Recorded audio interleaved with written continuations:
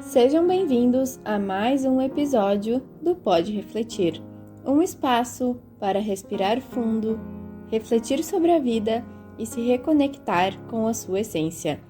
Pegue seu café, se acomode e silencie a mente. Eu sou a Lari Quadros e aqui você pode sentir, pode pensar, pode refletir. No nosso episódio anterior, eu contei para você sobre como que funciona o processo de cocriação e como o nosso inconsciente atua como um filtro, muitas vezes barrando com que os nossos sonhos possam se tornar realidade. E hoje eu quero continuar e aprofundar a nossa conversa falando um pouco mais sobre esse inconsciente, o que ele é, por que ele age dessa forma e o que a gente pode fazer para transformar ele em um aliado dentro das nossas vidas. Dentro da psicanálise, a mente ela é mostrada como um iceberg, onde a parte que aparece acima da superfície é o nosso consciente, aquela parte da nossa mente que nós conseguimos controlar e saber exatamente o que está se passando ali. Porém, existe uma grande parte da nossa mente que ela fica escondida, que é justamente a parte de baixo do iceberg. Então, tem uma grande parte da nossa mente que a gente não é capaz de enxergar, que ela é oculta e que a gente também não controla. Ela simplesmente trabalha por conta própria, mandando e desmandando, trazendo pra gente reações, bloqueios e coisas que muitas vezes a gente não entende. O inconsciente ele é formado a partir de todas as memórias que a gente viveu desde que nasceu até os dias atuais. Dentro dos primeiros 7 anos de vida da criança, praticamente tudo que ela escuta dos pais, dos colegas, dos professores, da mídia, qualquer informação que ela receba desse mundo externo, isso vai passar para o inconsciente dela e vai sendo gravada essas memórias como verdades. Então, coisas que foram muito repetidas pelos pais, pelos professores, ficam ali armazenadas como códigos de como ela deve continuar agindo ao longo da vida dela. E por que ela age assim? Porque o nosso inconsciente, ele foi formado para nos proteger dos perigos da vida. E dentro desse modo de proteção, é como se o inconsciente ele precisasse aprender quais são os sinais de alerta e de perigo para que ele nos mantenha vivos e a salvo. Então, se a gente pensar lá antigamente, onde os seres humanos eles andavam pela floresta, que não tinham essa proteção, que tinham que se proteger dos animais, por exemplo, eles tinham que aprender com a comunidade onde eles viviam, com os pais, com as pessoas que estavam ao redor deles, quais eram os sinais de alerta para que quando um animal estivesse vindo atacar, ele pudesse se proteger, ou correr deste animal, ou lutar para se proteger contra ele.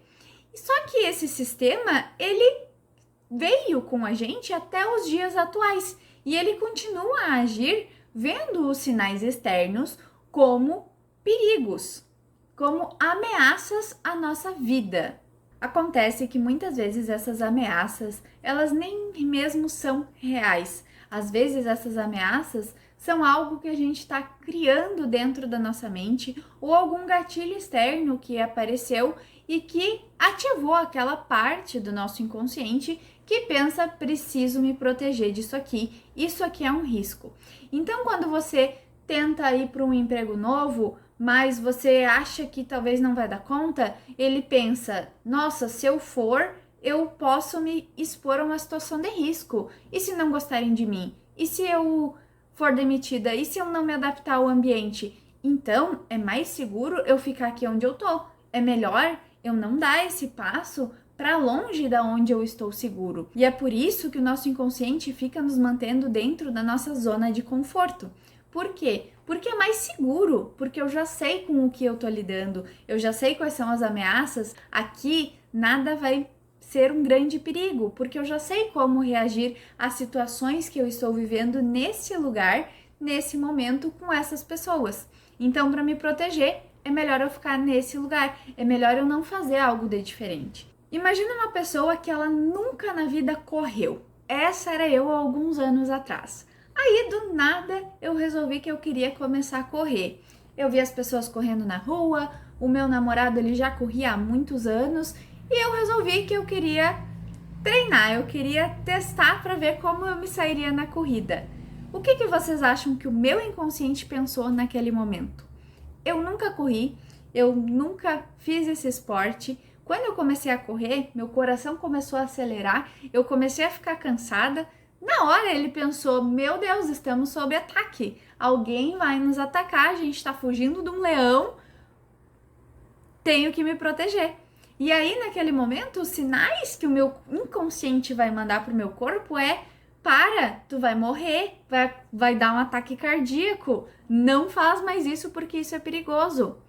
Mas com o tempo, a gente consegue ir treinando, evoluindo aos poucos, para que o próprio inconsciente entenda que aquilo ali não é uma ameaça, que a gente não tá fugindo de ninguém, mas que a gente está fazendo algo porque a gente decidiu fazer, porque a gente quer fazer, porque no futuro, porque no final da corrida, a gente vai ali ter os hormônios gostosos que vão nos dar aquela satisfação de ter cumprido o nosso objetivo. E aí o nosso inconsciente vai mudando a lente dele de algo que era perigoso para algo que agora eu sou capaz de aceitar. Agora eu entendo que isso não é uma ameaça. Eu entendo que isso é seguro, que isso vai me trazer algo de bom, que isso vai me trazer satisfação. E aí a gente precisa fazer justamente esse trabalho.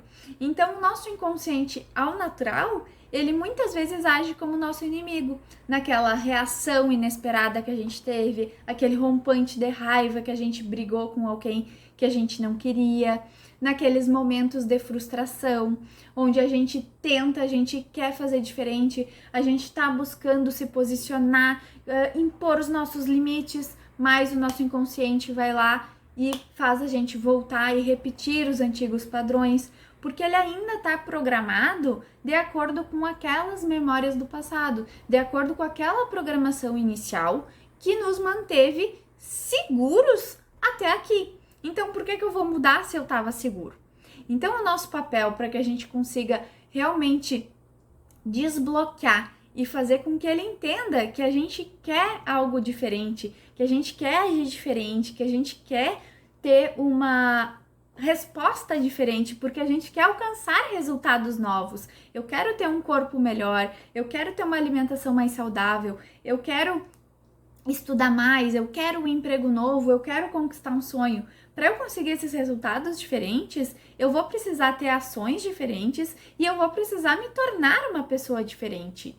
E isso passa por mostrar para o nosso inconsciente o que a gente está criando e que esse caminho é seguro para a gente trilhar, para que ele possa não mais nos bloquear e ser aquela resistência que vai dizer, não vai, fica aqui, aquilo lá é uma ameaça, eu não quero, tô com medo, para que ele entenda que esse caminho é seguro. Tá bom, eu posso ir, eu confio, eu sei que eu mereço, eu sei que eu tô pronta, então agora vamos junto, então agora eu deixo tu ir porque eu sei que esse caminho não é mais uma ameaça, é um caminho que a gente é capaz de trilhar. Então essa é a grande mudança que a gente precisa fazer no inconsciente para que a gente consiga se tornar e conquistar todos os nossos sonhos, a vida que a gente tanto merece. E para te provocar a começar a refletir sobre quais são esses bloqueios que estão aí no teu inconsciente, eu quero que você se pergunte: no que o meu inconsciente está tentando me proteger? O que lá no fundo ele não está deixando eu agir porque ele está vendo algo como ameaça? Que ameaça será que é essa? Se pergunta, faz aí tua meditação, fica em silêncio, bota uma música, se pergunta isso e deixa com que ele te traga aí as respostas. Deixa isso reverberar, porque aí você vai começar a ter o autoconhecimento para fazer com que esses bloqueios aflorem, para você começar a entender o porquê, quais são as crenças, quais são as desculpas que o teu inconsciente está dando para te manter presa dentro desse padrão, dentro desse lugar que você está hoje. E esse autoconhecimento, esse saber, é o primeiro passo para a gente conseguir sair desse lugar. E a gente conseguir olhar para isso e entender, nossa, o meu inconsciente tá com essa lente totalmente distorcida da situação e ok, eu preciso trabalhar aqui, eu preciso transformar ele, eu preciso mostrar para ele que dá para ser diferente. E aí sim a gente começa o processo de reprogramar, de mudar ele, de mudar a lente, mudar como ele tá vendo as situações, de ressignificar as coisas que a gente vive, para que ele entenda que esse caminho que a gente está escolhendo não é mais aquela ameaça, e sim um caminho seguro, confortável e que a gente é capaz de trilhar. Mas esse saber o que está te bloqueando nem sempre vai ser suficiente para que você consiga desbloquear e realmente ter o sucesso que você tanto deseja. Muitas pessoas passam por isso, de já entenderem os seus bloqueios, já conseguirem ter muito claro o que impede elas de agir de maneira diferente, mas continua repetindo o mesmo padrão dia após dia. E é exatamente sobre isso que nós vamos conversar no próximo episódio, onde eu vou te falar por que saber é importante, mas não é suficiente em alguns dos casos. E o que a gente pode fazer para realmente começar a sair desse lugar e ter, então, respostas diferentes, resultados diferentes e conseguir conquistar aí os nossos sonhos e uma vida que a gente tanto deseja. Se você gostou das reflexões que eu trouxe hoje, não deixe de compartilhar com algum amigo ou amiga para que a gente possa levar esse conhecimento e essas informações ao maior número de pessoas e despertar para que as pessoas possam realmente viver a vida que tanto merecem. E eu te espero no nosso próximo Pode Refletir.